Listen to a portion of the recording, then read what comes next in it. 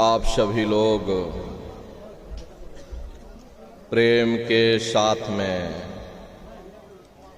मालिक के पावन नाम का उच्चारण करेंगे। बोलो जय गुरुदेव, जय गुरुदेव, जय गुरुदेव, जय गुरुदेव, जय गुरुदेव, जय गुरुदेव।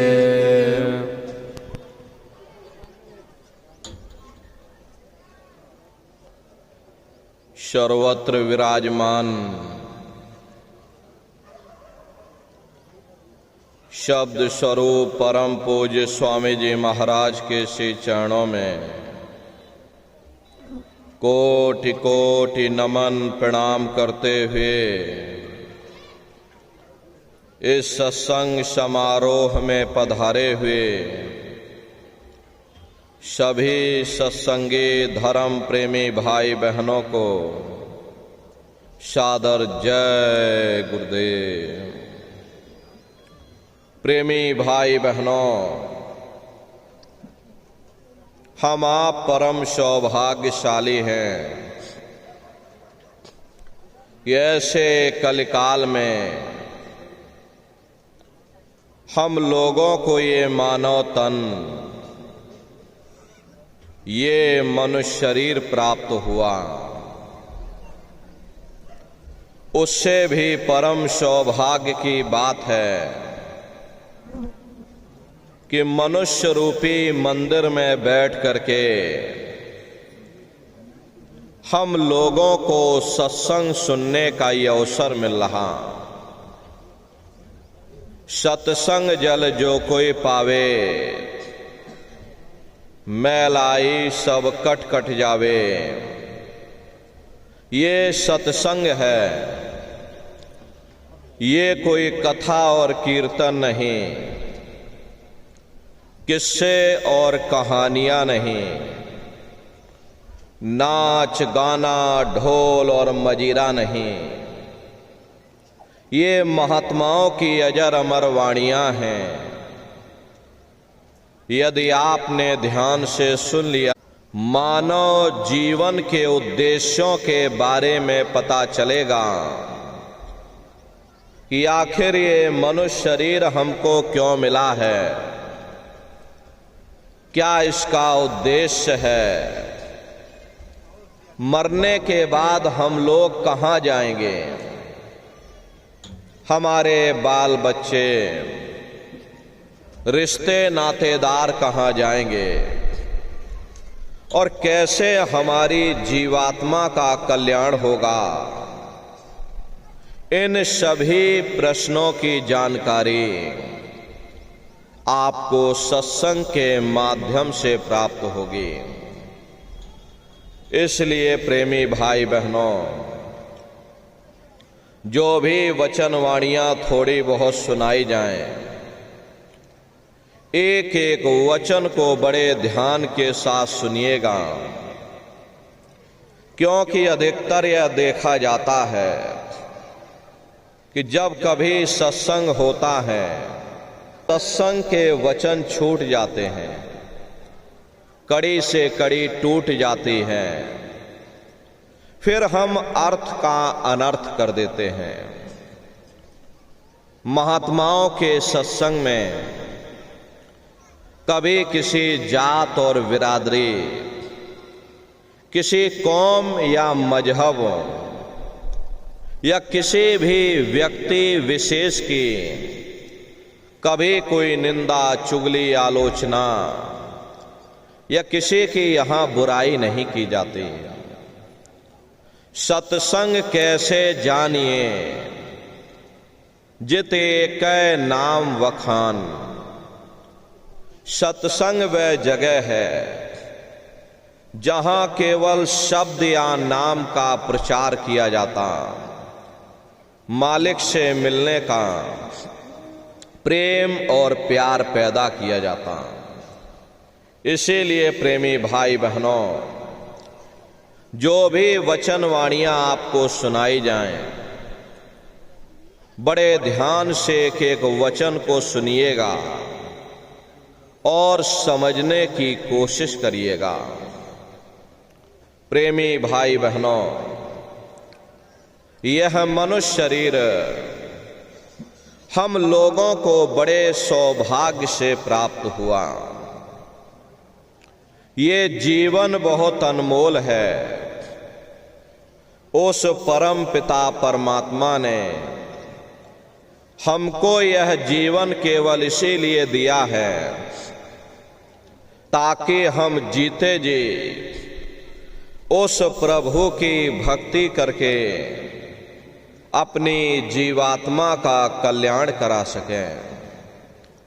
ये 5 तत्वों का पुतला, ये पंच भौतिक शरीर हम लोगों को एक निश्चित समय के लिए मिला हुआ।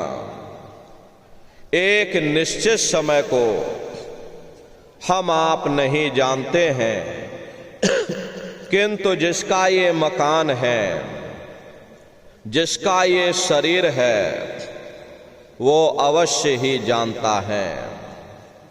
और समय पूरा हो जाने पर मकान मालिक जबरदस्ती इस मकान को खाली करवा देगा। उस समय न जमीन जायदाद काम आएगी, ना ये धन संपत्ति काम आएगी। जीवात्मा को निकाल करके इस शरीर से बाहर कर दिया जाएगा। ये शरीर हमारा आपका यहीं जमीन पर गिर पड़ेगा, क्योंकि जीवात्मा के निकल जाने के बाद में ये शरीर सिर्फ एक माटी का पुतला है, उससे ज्यादा कुछ भी नहीं। आप इस मिट्टी के पुतले को ले जाकर शमशान भूमि पर जला करके राख कर दोगे। हमारा आपका नाम, हमारी आपकी ये जात और बिरादरी, ये रुतबा, ये शानो शौकत उसे शमशान भूमि पर जल करके राख हो जाएगी। महात्मा प्रेम से जीवों को समझाते हैं कि भाई मिले नरदेह यह तुमको, बनाओ काज कुछ अपना और पचो मत आए इस जग में, जानियो रैन का सपना।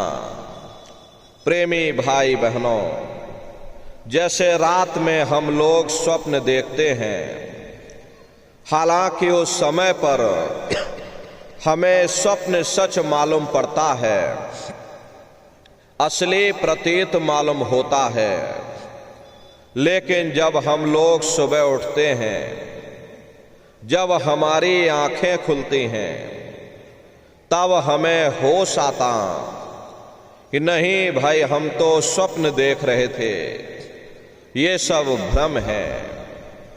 ठीक उसी प्रकार से ये दुनिया भी 10-20-100 साल का स्वप्न है। अब आप कहोगे हम जाग रहे, परंतु प्रेमी भाई बहनों, ऐसा हरगिज नहीं है। जिस दिन मौत का वक्त आएगा, हम लोग रोएंगे, हाय हाय करके चिल्लाएंगे कि हाय, हमने सारी जिंदगी यूं ही स्वप्न में गुजार दी। जागने का समय तो अभी आया था, जो कुछ करना था अभी करना था। लेकिन प्रेमी भाई बहनों, अब पछताए होत क्या, जब चिड़िया चुग गई खेत। महात्मा प्रेम से जीवों को समझाते हैं कि भाई देह और ग्रह सब झूठा, भरम में काहे को खपना। ये घर बार हमारा अपना नहीं, ये पराया देश है। ये सराय खाना है, ये मुसाफिर खाना है।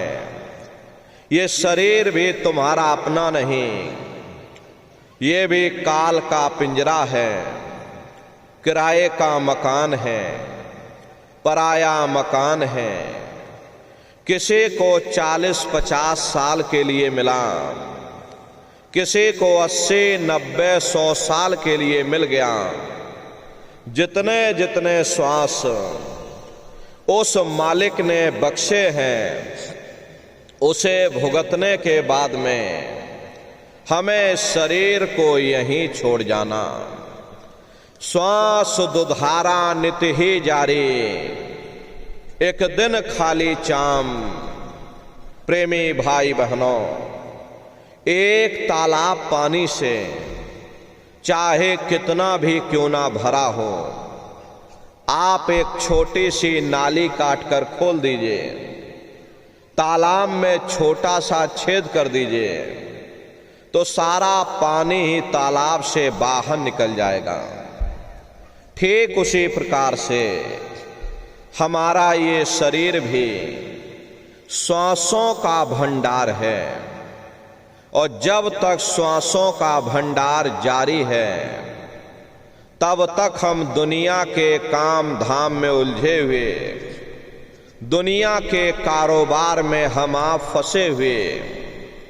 लेकिन जिस वक्त ये श्वासों का भंडार खाली होगा, हर टेलीफोन खड़क जाएंगे, तार पहुंच जाएंगे, संदेश पहुंच जाएंगे, सब रिश्ते नातेदार, सब कुटुंब परिवार वाले, सब अड़ोस पड़ोस वाले मिनटों सेकंडों में इकट्ठा हो जाएंगे।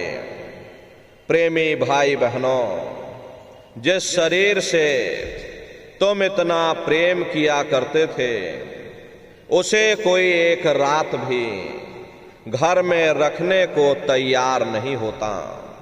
ये कंधों पर लटका करके शमशान भूमि पर छोड़ करके आ जाते।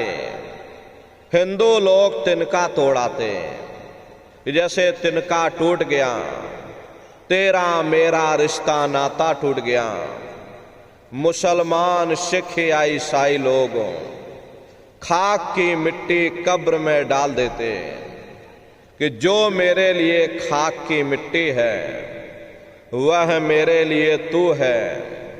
मामूली कष्ट नहीं होता, मौत के समय में घनघोर पीड़ा होती है। जनमत मरत दुसह दुख हुई। सहजोबाई ने बयान किया है कि सहजो मौत आईया, अंग अंग दिया तोड़, और हिया जरे छाती फटे, उठे पीर घन घोर।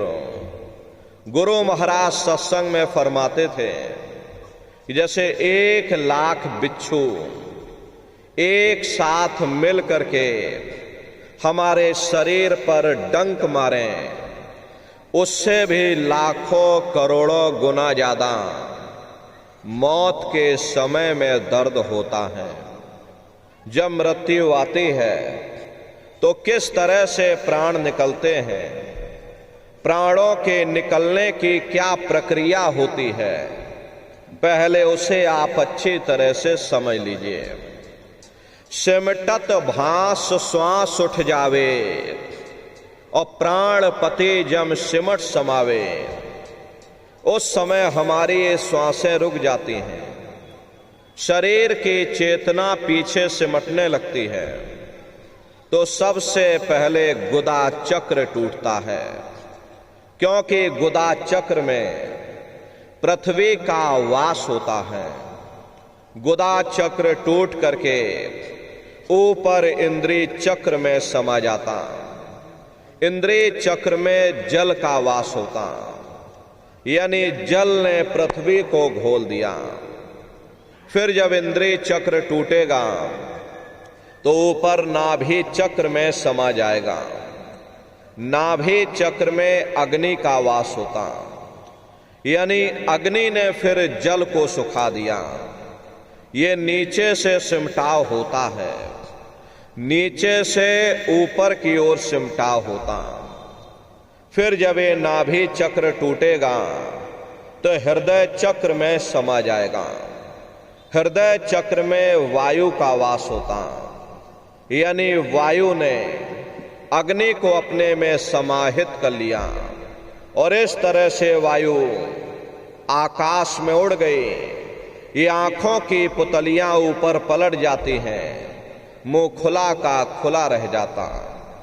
महात्मा प्रेम से समझाते हैं कि भाई जब यह कर्म कलाय उपजावे और बुद्धि सुरत की आन दबावे, जब यह जीवात्मा पांचों तत्वों को लांग करके जल पृथ्वी अग्नि वायु आकाश पांचों तत्वों को लांग करके ऊपर आती है, तो काल दाढ़ में आम दवानी और जब ढरके नैनन से पानी, जब काल अपनी दाढ़ में दबाता है उस समय नेत्रों से पानी निकलता है।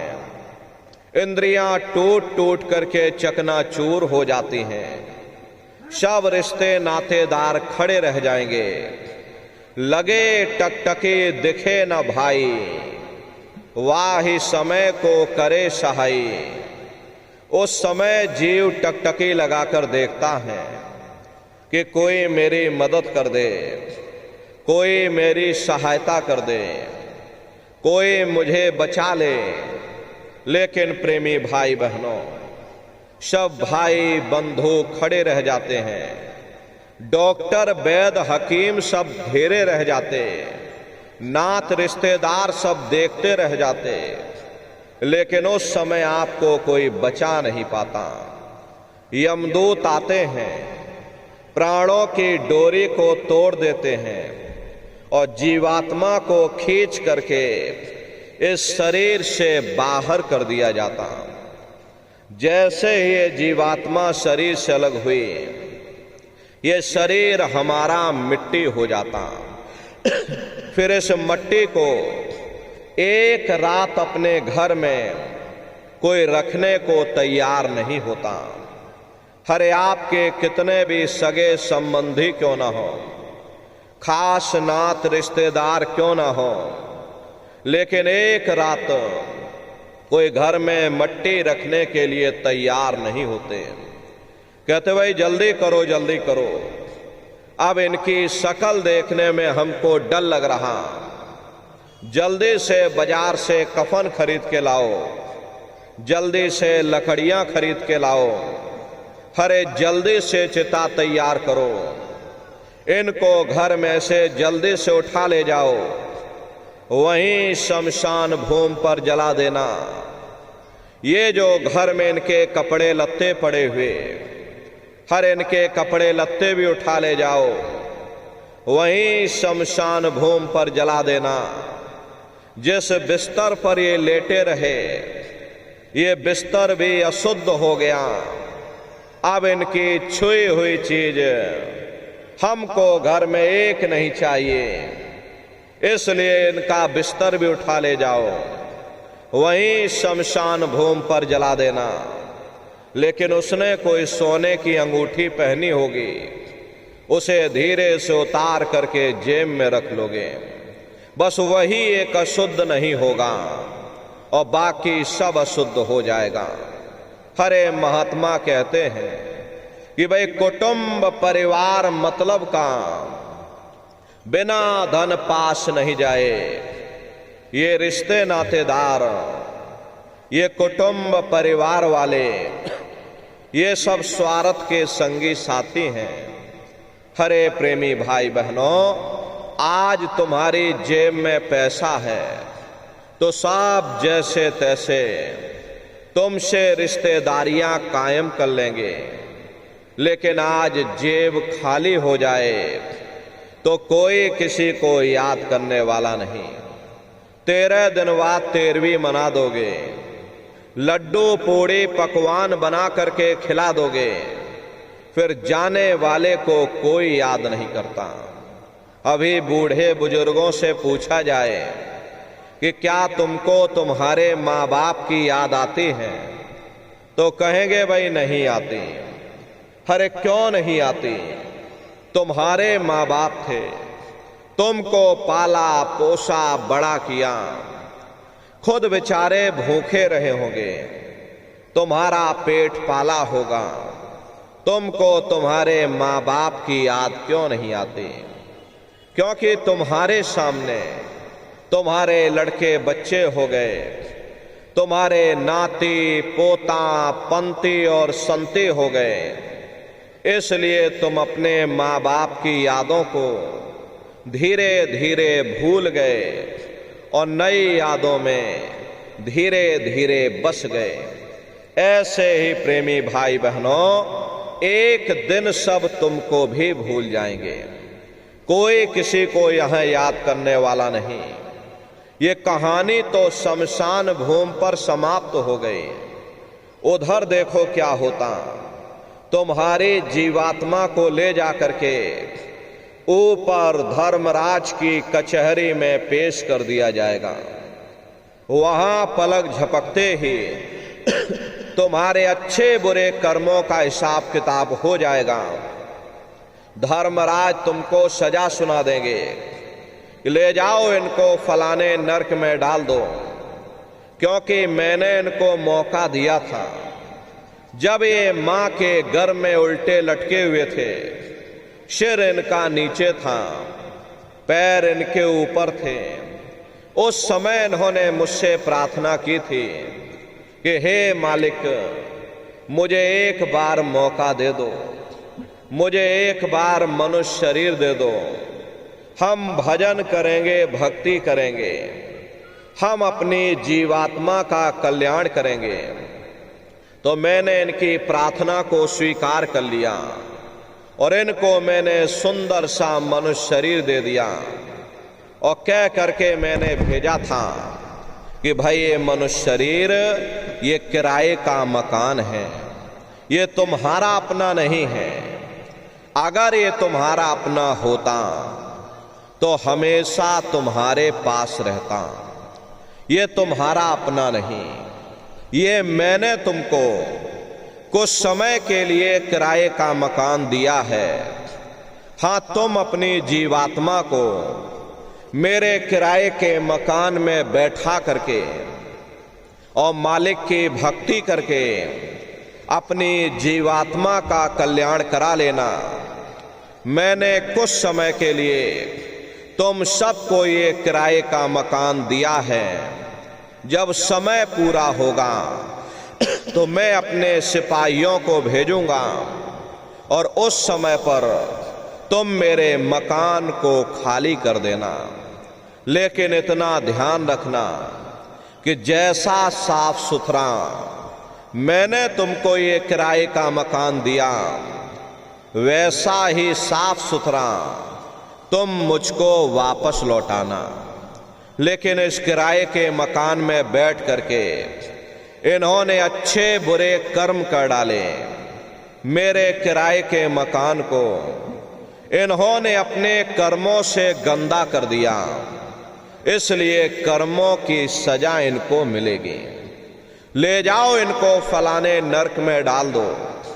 महात्मा कभी झूठ नहीं बोलते।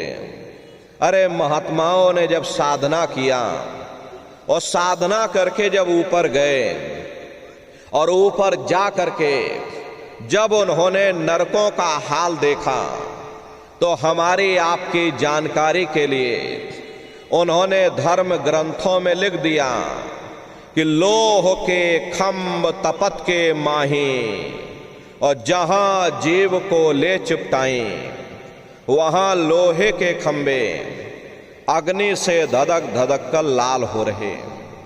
ऐसे खोटे जीवों को उन खंभों में चिपटाया जाता।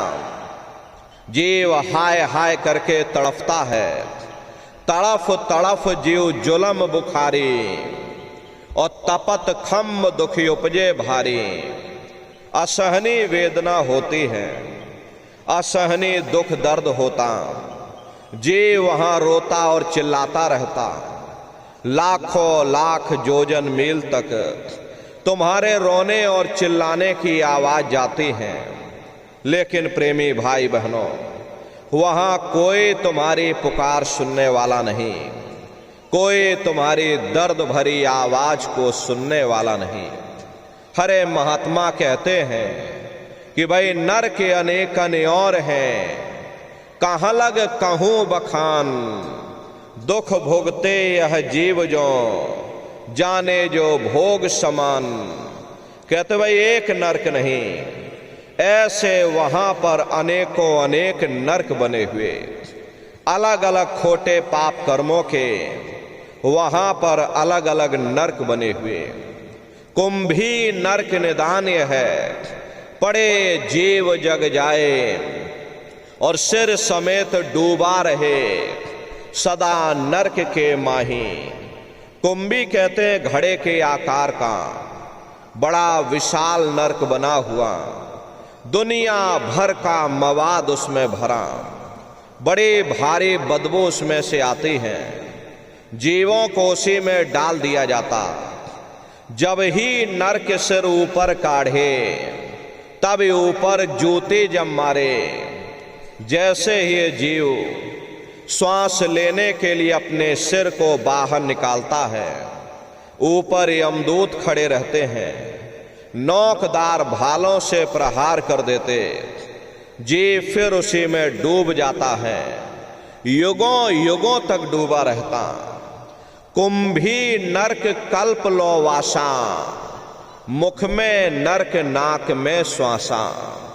कल्प लो वासा यानी 1000 चौकड़ी युग का एक कल्प होता है, न जाने कितने कल्पों तक, युगों युगों तक जीव उन्हीं नरकों की यातनाओं को भोगता रहता। और नरकों की यातनाएं भोगने के बाद में इसी जीवात्मा को सीधे मनुष्य शरीर नहीं दिया जाता है, बल्कि इसे 4 खान 84 लाख योनियों में डाल दिया जाता। जैसे बच्चा होता है, बच्चा पहले कक्षा 1 पास करेगा, फिर कक्षा 2 में जाएगा, ऐसे ही वहां पर भी पूरा चैनल बना हुआ। नरकों की यातनाओं को भोगने के बाद में इन्हीं जीवों को 4 खान 84 लाख योनियों में डाल दिया जाता। प्रेमी भाई बहनों, ये 4 खान 84 लाख योनियां, ये कोई मामूली योनियां नहीं होती। 4 खान का मतलब होता है अंडज पिंडज उपमज स्थावर, ये 4 खाने होती हैं। पहली श्रेणी तो इन पेड़ पौधों की आती है जिनके अंदर पानी का तत्व मौजूद होता है। कभी ये भी बेचारे मनुष्य हुआ करते थे, लेकिन आज अपने कर्मों का भोग पा रहे हैं, एक जगह पर पेड़ बन करके खड़े हुए। दूसरी श्रेणी कीड़े मकोड़ों की आती है जिनके अंदर पृथ्वी और अग्नि का तत्व मौजूद होता है। तीसरी श्रेणी पंछियों की आती है, चौथी चौपाए जानवरों की आती है, और 5वीं स्वयं इंसान की आती है, जिसके अंदर 5 तत्व जल पृथ्वी अग्नि वायु आकाश 5 तत्व मौजूद होते। प्रेमी भाई बहनों, ये 4 खाने हैं, इनकी अलग अलग कुल 84 लाख योनियां होती हैं। अब आप पेड़ पौधों को देखिएगा तो महुए का पेड़ अलग है, नीम का पेड़ अलग है, आम का पेड़ अलग है, पीपल का पेड़ अलग है। ऐसे ही अलग अलग प्रजातियों के कीड़े मकोड़े, अलग अलग प्रजातियों के पशु पंछी, कुल मिलाकर के 84 लाख योनियां हैं। हम दुनिया के जीव नरकों की यातनाओं को भोगने के बाद में इन्हीं 84 लाख योनियों में डाल दिए जाते हैं। मामूली कष्ट नहीं होता। अरे हमको आपको गर्मी लग गई तो हम लोग छाया में आ गए, सर्दी लग गई कंबल रजाई ओढ़ लिया, भूख लग गई रोटी खा ली, बीमार हो गए, अस्पतालों में चले गए, अपना अपना इलाज करवा लिया। लेकिन देखो उन जानवरों को, क्या गर्मी, क्या सर्दी और क्या बरसात, एक एक रोटी के टुकड़े के लिए बेचारे दर बदर रोड पर भटकते रहते। किसी का हाथ कट गया, किसी का पैर कट गया, किसी को जीते जी काट डाला, मुर्गी की गर्दन ही मरोड़ डाली। अरे उनको भी दर्द होता है, उनको भी तकलीफ होती है, लेकिन वे बेचारे बेजुबान हैं, कुछ बोल नहीं पाते, कुछ बता नहीं पाते। हम लोगों के अंदर जुबान है, हम लोग बोल बता देते, वे सिर्फ रोते और चिल्लाते रहते हैं। प्रेमी भाई बहनों, मादा बिच्छू होती है। मादा बिच्छू की मौत कैसे होती? मादा बिच्छू जब अपने बच्चे को जन्म देती है तो उसी के बच्चे अपनी भूख को मिटाने के लिए अपनी माँ की पीठ पर चढ़ जाते हैं और उसी के मांस को नोच नोच करके खाते हैं। वो तड़पती रहती है, कराहती रहती है, लेकिन जब तक हड्डी हड्डी न बच जाए उसके बच्चे अपनी माँ की पीठ से नीचे नहीं उतरते। ऐसे न जाने कितने जीव जंतु इस संसार में दुख सह रहे, कष्टों को सह रहे।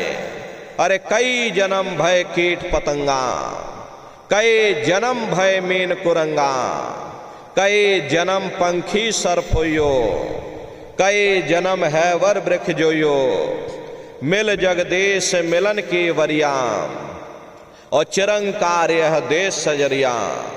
करोड़ों करोड़ युगों से हम आप नरकों की यातनाओं को भोगने के बाद में फिर कभी कीड़े पतंगों की योनि में, कभी पेड़ पौधों की योनि में, तो कभी पशु और पंछियों की योनि में भटका खाते।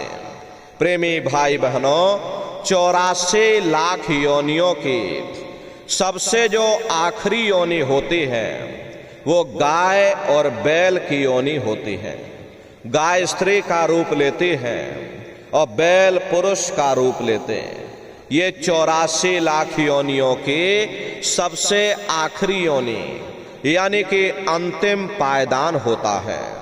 उसके बाद तब जाकर के हम लोगों को दोबारा फिर से मनुष्य शरीर प्राप्त होता।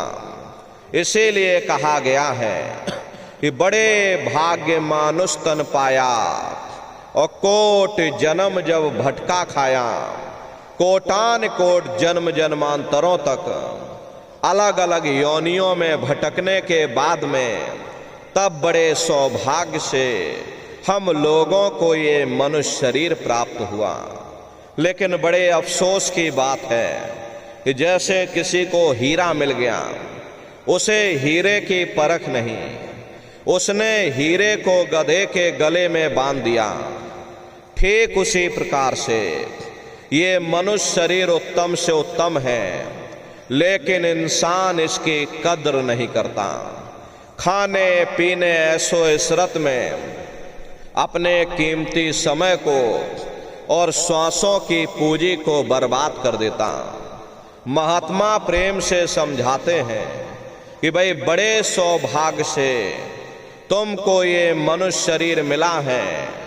बड़े से बड़े देवी देवता भी इस मनुष्य शरीर को पाने के लिए तरसते हैं, क्योंकि उन नरकों से, इन 84 से निकलने का केवल एक ही दरवाजा है, वह केवल मनुष्य का शरीर है।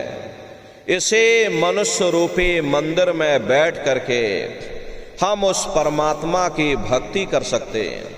इसीलिए संतों महात्माओं ने इस पंच भौतिक शरीर को सच्चा हरि मंदिर कहकर याद किया कि हरि मंदिर यह शरीर है और ज्ञान रतन प्रकट होए, ये असली हरि मंदिर है। जब भी वो परमात्मा मिलेगा, इसे हरि मंदिर के अंदर मिलेगा। इसे पंच भौतिक शरीर को ईसा मसीह साहब ने टेम्पल ऑफ लिविंग गॉड यानी जिंदा ईश्वर का मंदिर कहा। इसी पंच भौतिक शरीर को गुरु नानक साहब ने नर नारायणी देह कहकर याद किया। ये वो देह है जिसमें नारायण स्वयं विराजमान है। अरे वो नारायण जब भी मिलेंगे तुम्हें तुम्हारे अंदर मिलेंगे। यही कबीर साहब ने लिखा है कि ज्यों तिल माही तेल है, ज्यों चकमक में आग, और तेरा साईं तुझ में, और जाग सके तो जाग।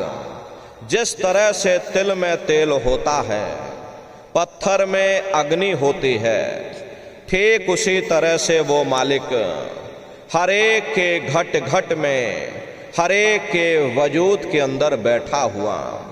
यही आपकी धर्म पुस्तकों में भी लिखा है, अरे मोको का धोड़े रे बंदे, मैं तो तेरे पास में, और ना तीरथ में ना मूरत में, मैं तो हूँ विश्वास में।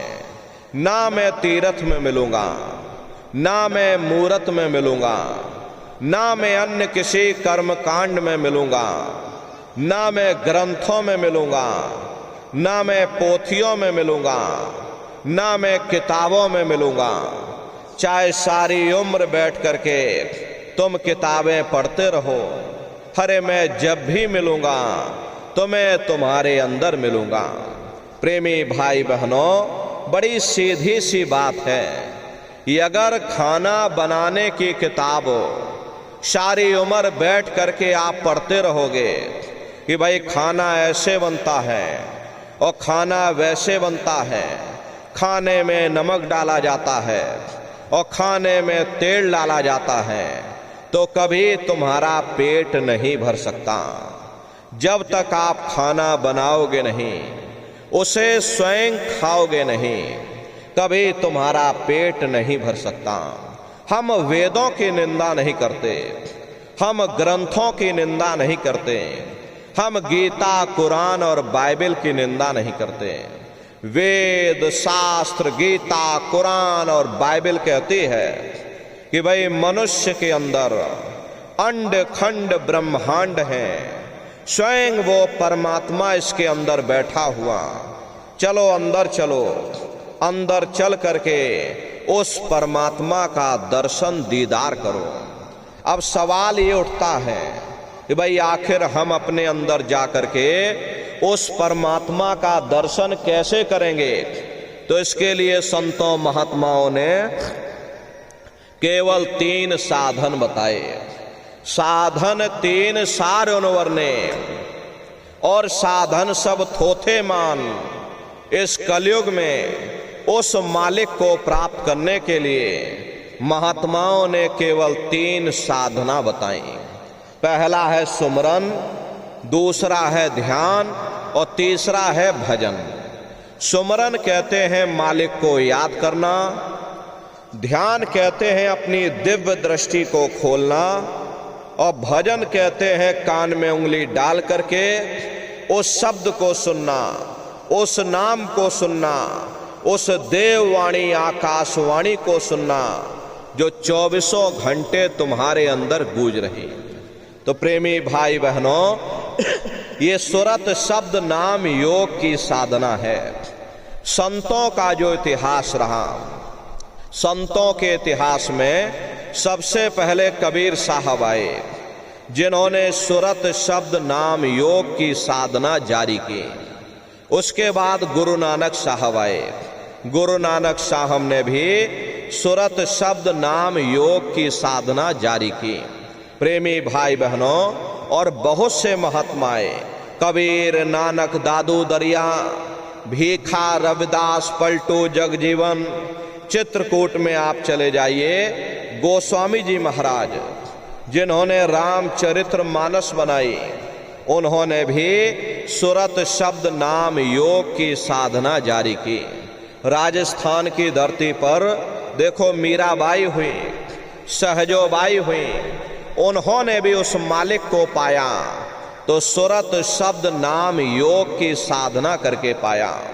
प्रेमी भाई बहनों, ये सुरत शब्द नाम योग की साधना है। इस साधना की 3 क्रियाएं हैं, सुमरन, ध्यान और भजन। तो कैसे आप लोग सुमरन करोगे, कैसे आप लोग ध्यान करोगे और कैसे आप लोग भजन करोगे, जरा आप बैठ करके अच्छी तरह समझिएगा और फिर घर पर जा करके करिएगा। तो सबसे पहले सुमरन कैसे किया जाएगा? सुमरन करने के लिए एक माला आप लोग ले लेना।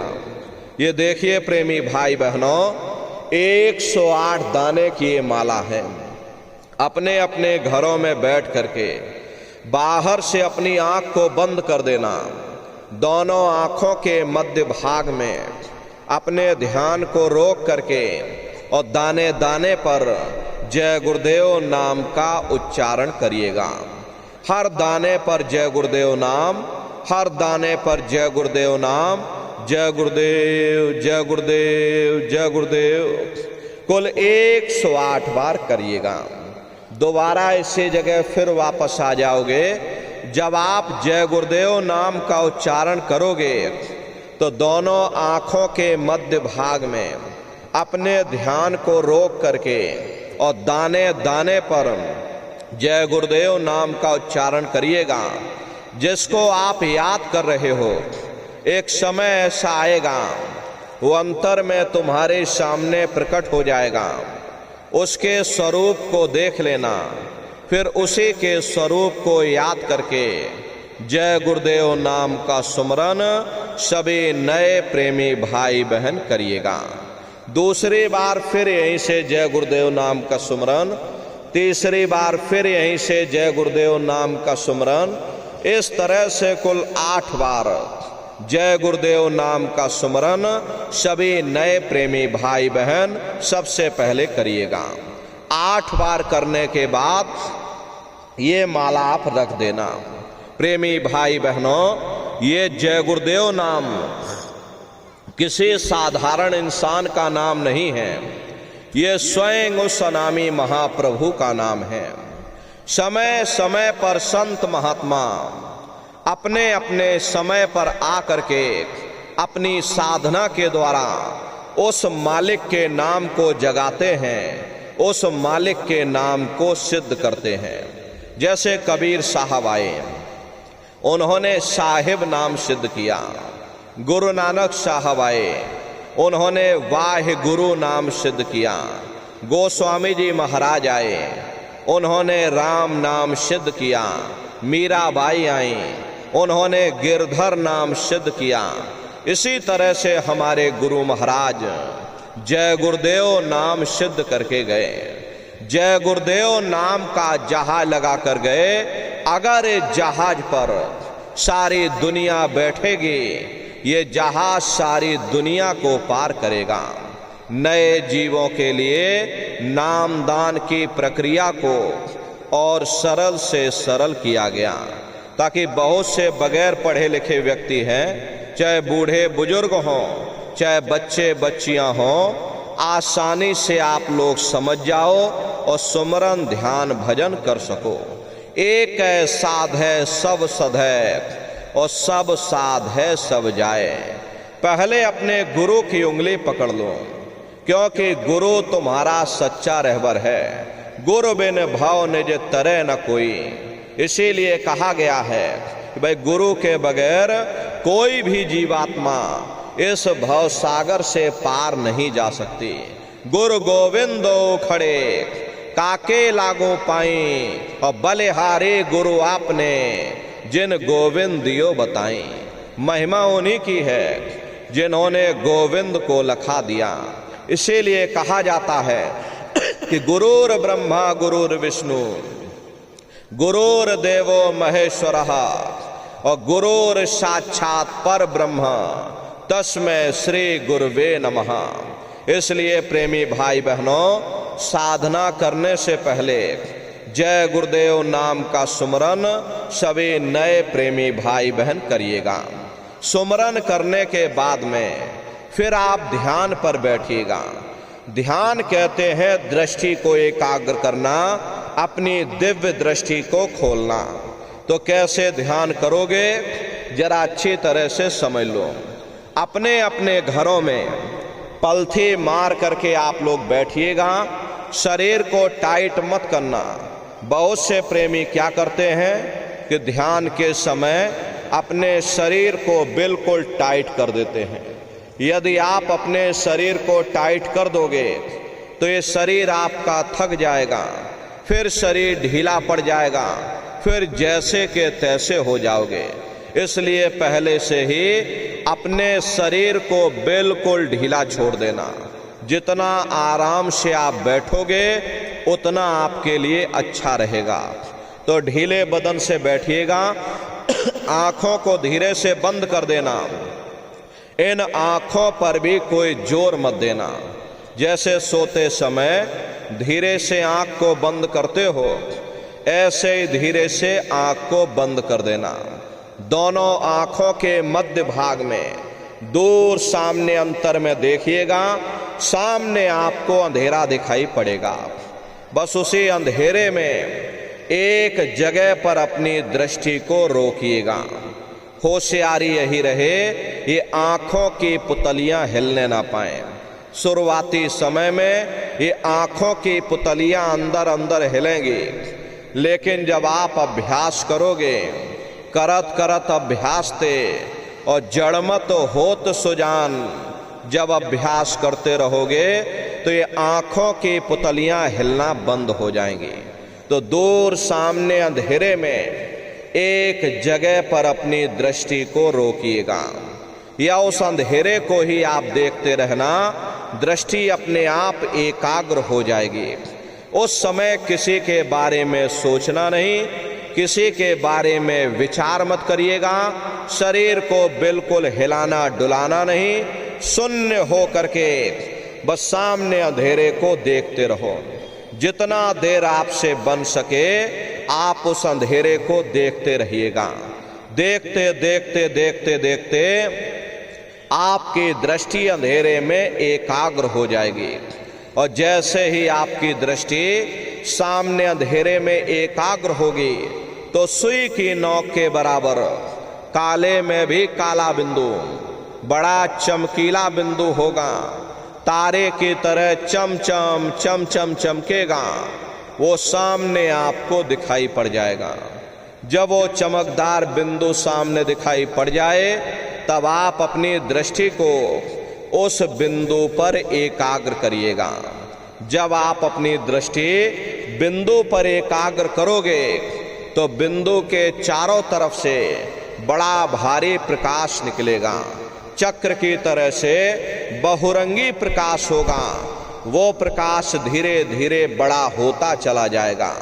साधक इतना मोहित हो जाता है कि बिंदु को तो छोड़ देता है और दाएं बाएं प्रकाश को देखने में लग जाता।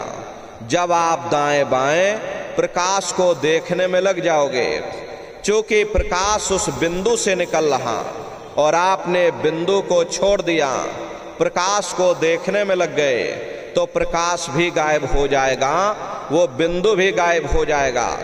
फिर अंतर में अंधेरा छा जाएगा, फिर आपको उतनी मेहनत करनी पड़ेगी। इसलिए दाएं बाएं बिल्कुल मत देखिएगा। आपका निशाना उस बिंदु पर टिका रहे जिसमें से वो प्रकाश निकल रहा, वही बिंदु दरवाजा